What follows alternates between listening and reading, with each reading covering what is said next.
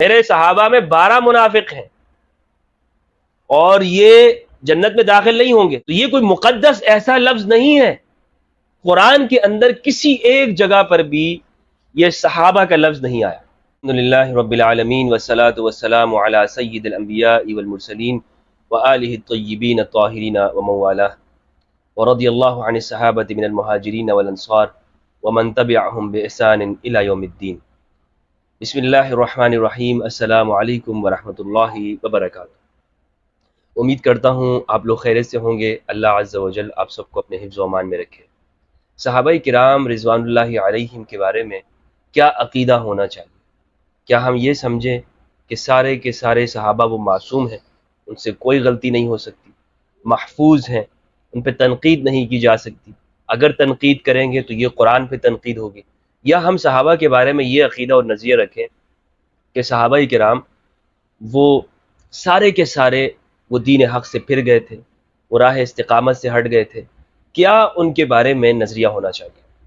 پاکستان کے دیوبندی مسلک اور فرقے کے ترجمان مولانا منظور مینگل صاحب، ان کا ایک کلپ میں نے دیکھا، ویڈیو، جس میں انہوں نے ایسی گفتگو کی جو انتہائی غیر علمی اور سطحی اور بے سروپا بات تھی. مدارس کی اصطلاح میں کہا جاتا ہے کہ قیاس مع الفارق انہوں نے کیا. وہ کہتے ہیں کہ صحابہ پہ تنقید کرنا یہ محمد رسول اللہ صلی اللہ علیہ وآلہ وسلم پر تنقید کرنا. اور اس کے لیے انہوں نے مثال یہ بیان کی، قیاس کرتے ہوئے کہا کہ ہمارے ہاں معاشرے میں اگر کسی ٹیچر کے اسٹوڈنٹس کے اوپر آپ تنقید کریں، آپ کہیں کہ فلاں استاد، فلاں معلم، فلاں مولوی کے جو شاگرد ہیں وہ اس طرح ہیں، ان پہ آپ تنقید کرتے ہیں، یا کسی پیر صاحب کے مریدوں پہ آپ تنقید کرتے ہیں، تو وہ برا منا جاتا ہے، اسے غصہ آتا ہے اور وہ کہتا ہے کہ تم میرے اوپر، میرے علم کے اوپر تنقید کر رہے ہو. یونیورسٹی اور کالجز کے اندر دیکھ لیں، اساتذہ برا منا لیتے ہیں. تو جب ایک عام استاد اور پیر اس کے شاگردوں اور مریدوں کے اوپر آپ تنقید کرتے ہیں تو وہ اس کی تربیت کی کمی کے اندر شمار کیا جاتا ہے. تو اگر کوئی شخص صحابہ پہ تنقید کرے گا تو یہ تو محمد رسول اللہ صلی اللہ علیہ وآلہ وسلم کی تربیت کے اندر وہ کمی نکال رہا ہے. وہ کہہ رہا ہے کہ کیا نبی صلی اللہ علیہ وآلہ وسلم کی تربیت میں کوئی کمی رہ گئی تھی؟ تو اس طور پر اگر صحابہ پہ کوئی تنقید کرتا ہے تو وہ نبی پہ تنقید کر رہا ہوگا اور قرآن پہ تنقید کر رہا ہوگا، لہٰذا یہ کفر ہے. تو ان سے یہ توقع نہیں تھی. منظور مینگل صاحب یہ کتابی عالم ہے اور مدرس ہے، اور مدرس آدمی جب بات کرے تو تحقیقی بات کرتے ہیں. لیکن جب انہوں نے گفتگو کی، میں نے سنا تو مجھے بہت حیرت ہوئی کہ ایک عام لوگ اگر ایک غلط سمجھتے ہیں، محاورہ ہمارے ہاں عرف میں کچھ استاد ایسا سمجھتے ہوں گے تو یہ ان کی جہالت ہے، ان کی لا علمی ہے، ان کا قصور ہے کہ اگر ان کے شاگردوں پہ آپ تنقید کریں اور وہ برا منا جائے، یہ تو ان کے اندر کمی ہے. یعنی دنیا بھر میں کہیں پر بھی یہ نہیں ہوتا کہ آپ کسی استاد کے جو شاگرد ہیں وہ سارے کے سارے درجے میں، ذہن میں، صلاحیتوں میں وہ ایک جیسے ہوں. کہاں پر، کس یونیورسٹی میں یہ بات پڑھائی جاتی ہے؟ کس معاشرے کے استادوں کو یہ سکھایا جاتا ہے؟ یا وہ بولتے ہوں کہ ہر استاد کے شاگرد جو ہے وہ ایک درجے کے ہوں؟ یا کون سا پیر یہ دعویٰ کرتا ہے کہ میرے سارے شاگردوں کے درجات ایک جیسے؟ یہ ہرگز نہیں ہے. یہ بات انہوں نے نکالی ہے، اور یہ جذباتی گفتگو کرنا ہے. علمی میدان کے اندر اس طرح کی جذباتی گفتگو قابل قبول نہیں ہوتی ہے. یعنی آپ علمی سطح پہ بات کریں، اور پھر آپ لوگ خود قرآن مجید کی آیت پڑھ کے بتاتے ہیں کہ قرآن نے فتح مکہ سے پہلے اور فتح مکہ کے بعد والوں میں فرق کیا. تو قرآن نے صحابہ کے اندر تفاوت کیا ہے، سب کو ایک درجے میں نہیں رکھا. جب قرآن نے کیا ہے تو اس کا مطلب یہ ہے کہ صحابہ کرام کی ایک کیٹیگری نہیں ہے، اس کو تو بیان کرنا ہوگا. کچھ افضل ہیں، کچھ اس سے نیچے ہیں، کچھ الگ درجات کے ہیں.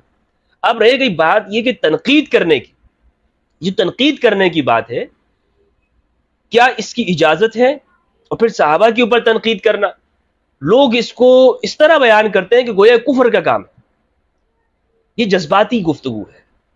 قرآن مجید کا مطالعہ کرنے سے، احادیث اور سنت کا مطالعہ کرنے سے ہمیں یہ بات معلوم ہوتی ہے کہ خود قرآن نے تنقید کی ہے اور نبی صلی اللہ علیہ وآلہ وسلم نے اس بارے میں گفتگو فرمائی ہے. آپ نے واضح بتائی، میں مثالیں دوں گا انشاءاللہ. تو یہ لوگ جب یہ بات کرتے ہیں کہ تنقید کرنا، اچھا تنقید کرنا گالی نہیں ہوتا، یہ شاید تنقید کو ماں بہن کی گالی مراد لیتے ہیں کہ تنقید ایسا نہیں ہے، تنقید سے ایک پازیٹیو چیز ہے۔ جس معاشرے میں تنقید کا خاتمہ ہو جاتا ہے، جن یونیورسٹیز میں یا جن رویوں میں، جن لوگوں میں تنقید کرنے کی صلاحیت ختم ہو جاتی ہے، وہ زوال کا شکار ہو جاتے ہیں۔ تنقید کی جاتی ہے، تنقید کا مطلب یہ ہے کہ آپ کسی شخص کے بارے میں اس کی خامیوں کو ذکر کریں تاکہ جو درست راستہ ہے وہ واضح ہو سکے، تاکہ درست لوگوں ان کی حوصلہ افزائی ہو سکے۔ معاشرے کے اندر آپ کرٹیسائز کرتے ہیں، کیوں کرتے ہیں کرٹیسائز؟ اس لیے کرتے ہیں نا، یہ تو اس لیے نہیں کرتے ہیں کہ بھائی دوسرے کو نقصان پہنچے، تاکہ ہم اپنے معاشرے کے اوپر جب تنقید کر رہے ہوتے ہیں تو خواہ قانون پہ کریں یا دیگر چیزوں کے اوپر، تو مراد یہ ہوتی ہے کہ اس کو مزید بہتر سے بہتر انسانی معاشرے کے لیے بنایا جا سکے۔ تو بہرحال ہمارے ہاں اہل سنت کے ہاں پہلی بات آپ یہ سمجھیے گا کہ صحابہ کے بارے میں یہ نظریہ ہے، جس طرح کہ شرح الفقہ الاکبر کے اندر ملا علی قاری نے لکھا ہے کہ وہ محفوظ ہے، معصوم نہیں ہے۔ اور محفوظ کا مطلب یہ ہوتا کہ وہ گناہ نہیں کرتے ہیں، وہ اتنے متقی ہیں، پرہیزگار ہیں کہ اب وہ گناہ نہیں کرتے، معصوم نہیں ہے لیکن وہ گناہ نہیں کرتے۔ بس یہ بالکل وہی بات ہے جسے معصوم ہونا کہتے ہیں، کیونکہ یہ غلطیوں کو ذکر نہیں کرتے، اس کو بیان نہیں کرتے۔ تو مینگل صاحب سے میں یہ کہوں گا کہ مینگل صاحب، آپ کو قرآن مجید کے اندر تدبر کرنا چاہیے، احادیث کو پڑھنا چاہیے۔ انشاءاللہ آج ہم جو اس کو سمجھیں گے تو معلوم ہوگا کہ یہ بات انتہائی بے سروپا اور غیر علمی، غیر تحقیقی بات انہوں نے کی ہے۔ سب سے پہلی بات تو یہ ہے کہ اللہ سبحانہ و تعالیٰ نے خود قرآن مجید کے اندر تنقید کی ہے، نقد کیا ہے قرآن مجید میں سورہ نمبر 3 آل عمران کی آیت نمبر 155 میں اللہ سبحانہ و تعالیٰ نے ارشاد فرمایا ان الذین تولوا منکم یوم التقى الجمعان انما استزلهم الشیطان ببعد ما کسبوا ولقد عفا اللہ عنہم ان اللہ غفور حلیم۔ اس کا ترجمہ یہ ہے کہ بے شک وہ لوگ جو تم میں سے اس دن بھاگ کھڑے ہوئے تھے، جو دونوں فوجوں کے آپس میں، جب دونوں فوجیں آپس میں گتم گتھا ہو گئی تھی، مل گئی تھی، جنگ ہوئی تھی، تو انہیں محض شیطان نے پھسلا دیا تھا۔ یہ لوگ بھاگے تھے، انہیں شیطان نے پھسلا دیا تھا ان کے کسی عمل کے باعث جس کے وہ مرتکب ہوئے۔ بے شک اللہ سبحانہ و تعالیٰ نے انہیں معاف فرما دیا، اور یقیناً اللہ بہت بخشنے والا اور بڑے حلم والا ہے۔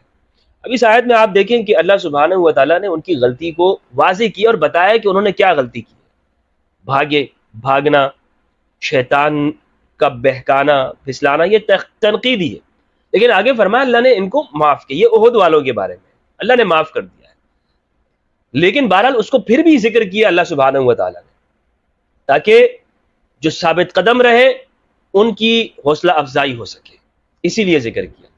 اسی طرح نبی صلی اللہ علیہ وآلہ وسلم نے، صحیح مسلم کی روایت ہے، کتاب الفتن کے اندر ہے، حضرت حذیفہ بن الیمان رضی اللہ عنہ، عمار بن یاسر رضی اللہ تعالیٰ عنہ سے روایت ہے کہ نبی صلی اللہ علیہ وآلہ وسلم نے فرمایا فی اصحابی 12 منافق، میرے صحابہ میں 12 منافق ہیں، 12 منافق، اور مختلف روایتوں کے اندر کچھ کے نام بھی مذکور ہیں۔ انشاءاللہ کبھی میں اس پر تفصیلی گفتگو اگر کروں تو وہ نام بھی میں بتاؤں گا کہ وہ نام کون کون سے ہیں۔ فی اصحابی 12 منافق، میرے صحابہ میں 12 منافق ہیں، اور یہ جنت میں داخل نہیں ہوں گے یہاں تک کہ اونٹ سوئی کے ناکے سے گزر جائے۔ اس اونٹ سوئی کے ناکے سے نہیں گزر سکتا ہے، تو یہ بھی جنت میں داخل نہیں ہوں گے، یہ منافقین ہے۔ اس سے اگلی روایت کے اندر ہے فی امتی، میری امت میں۔ اس سے اگلی روایت کے اندر ہے کہ باقاعدہ طور پر حذیفہ بن الیمان رضی اللہ تعالیٰ عنہ نے ایک شخص سے جو عقبہ تبوک کے واقعے میں شریک تھا، اسے کہا کہ اگر تم ان میں سے ہو تو پھر 15 ہو۔ تو یہاں امت سے مراد وہی ہے اصحابی۔ کچھ لوگ کہتے ہیں یہاں امت سے مراد یہ بعد میں آنے والے لوگ ہیں، لوگوں کو دھوکہ دیتے ہیں۔ صحابی رسول نے ان لوگوں سے بتا دیا کہ جو نبی صلی اللہ علیہ وآلہ وسلم کے زمانے میں تھے کہ تم لوگوں میں سے، تو جو صحابی اس روایت کو بیان کرنے والے وہ زیادہ سمجھتے ہیں نا کہ یہ کون لوگ ہیں، یہ 12 منافق، یہ کون سے افراد ہیں، یا ابن تیمیہ زیادہ سمجھتا ہے؟ ابن تیمیہ کو معلوم ہے یا دیگر لوگوں کو معلوم ہے؟ جو صحابہ ہے اس کو روایت کر رہے ہیں. تو بہرحال یہاں امت سے مراد جو دوسری روایتوں میں صاف لفظ موجود ہے اصحابی، میرے صحابہ میں 12 منافق ہیں. اب کوئی کہے او بھائی صحابہ کی تنقید ہو رہی ہے صحابہ پہ، بھائی حدیث ہے، کیا اس حدیث کو پڑھنا چھوڑ دیا جائے؟ قرآن مجید کی آیت ہے منکم من یرید الدنیا ومنکم من یرید الآخرہ. تم میں کچھ ایسے لوگ ہیں جو دنیا چاہتے ہیں، کچھ ایسے ہیں جو آخرت چاہتے ہیں، کچھ دنیا طلبی کرتے ہیں، کچھ آخرت چاہتے ہیں. قرآن نے اگر کوئی شخص یہ کہے کہ صحابہ میں ایسے لوگ تھے جو دنیا طلب کرنے والے تھے اور کچھ ایسے تھے جو آخرت طلب کرنے والے، تو کیا یہ گستاخی ہوگی؟ یعنی گستاخی میں اور تنقید میں بالکل فرق ہی نہیں کیا جاتا. تو اس لیے اس کو یہ ایسے بیان کرتے ہیں کہ تنقید کرنا گویا کہ یہ کوئی سب و شتم کرنا ہے، لعنت دینا ہے، یا تنقید سے مراد وہ ماں بہن کی گالیاں دینا ہے. ہرگز ایسا نہیں ہے. تنقید میں نے بتایا کہ ایک پازیٹیو چیز ہے. اسی طرح نبی صلی اللہ علیہ وآلہ وسلم نے یہ فرمایا کہ صحیح بخاری کی روایت ہے 4905، جب عبداللہ ابن ابی کا واقعہ ہے، عبداللہ ابن ابی کو صحابی نے کہا کہ آپ مجھے اجازت دیجئے میں اس کو قتل کر دوں. تو نبی صلی اللہ علیہ وآلہ وسلم نے فرمایا کہ اس سے چھوڑ دو، لوگ یہ کہیں گے کہ محمد صلی اللہ علیہ وآلہ وسلم یقتل اصحابہ، وہ اپنے صحابہ کو قتل کرتے ہیں. تو منافق کے اوپر بھی صحابہ کا لفظ استعمال کیا گیا منافق کے لیے، اور اس پر میں تفصیلی گفتگو کئی مرتبہ کر چکا ہوں ڈیفینیشن آف صحابی کے اوپر، کہ ہمیں پہلے یہ صحابی کی تعریف سمجھنی چاہیے. اور آج کل جو لوگ صحابیت کی تعریف میں اتنا عموم کرتے ہیں، مبالغہ کرتے ہیں، اور وہ کہتے ہیں نہیں جی ان میں عبداللہ ابن ابی، اس کو آپ اس پر یہ لفظ استعمال نہیں کر سکتے. علم سے نابلد ہے، علم سے نابلد ہیں یہ. انہوں نے کتب کو پڑھا نہیں ہے، اردو کی چند کتابیں رٹ لی ہیں، چند لوگوں سے کچھ تقریریں انہوں نے رٹ لی ہیں، کچھ جملے یاد کر لی ہیں، اور بس وہی ادا کرتے رہتے ہیں. اور آپ اگر صحابیت کی یہ تعریف لیں گے تو عبداللہ ابن ابی کو بھی نہیں بچا سکتے. بیعت رضوان کے اندر بھی وہ شامل تھا، بیعت رضوان میں بھی عبداللہ ابن ابی شامل ہے، تو اس کو تو اور زیادہ فضیلت حاصل ہے عبداللہ ابن ابی کو. تو بہرحال یہ جو روایت ہے کہ نبی صلی اللہ علیہ وآلہ وسلم نے فرمایا سے چھوڑ دیں، لوگ کہیں گے کہ صحابہ کو قتل کرتے ہیں. آپ دیکھیں کہ منافق کے اوپر اس کا اطلاق کیا گیا صحابہ. تو یہ کوئی مقدس ایسا لفظ نہیں ہے، قرآن کے اندر کسی ایک جگہ پر بھی یہ صحابہ کا لفظ نہیں آیا، یعنی صحابہ کا لفظ اس معنی کے اندر نہیں آیا. صاحبی ہی آیا ہے، لیکن صحابہ یہ لفظ قرآن کے اندر استعمال نہیں ہے. تو یہ قرآنی لفظ نہیں ہے.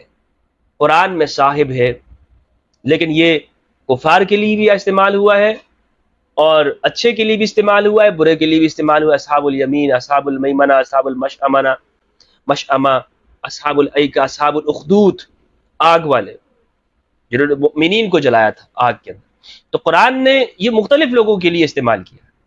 اسی طرح صحیح مسلم کے اندر روایت ہے 6488، ابو سعید خدری رضی اللہ تعالیٰ عنہ سے روایت ہے. یہ بخاری اور دیگر کتابوں کے اندر بھی یہ حدیث مروی ہے، صحیح روایت ہے کہ خالد بن ولید نے عبد الرحمن بن عوف رضی اللہ عنہ ان کو گالی دے دی، ان پہ سب کر دیا.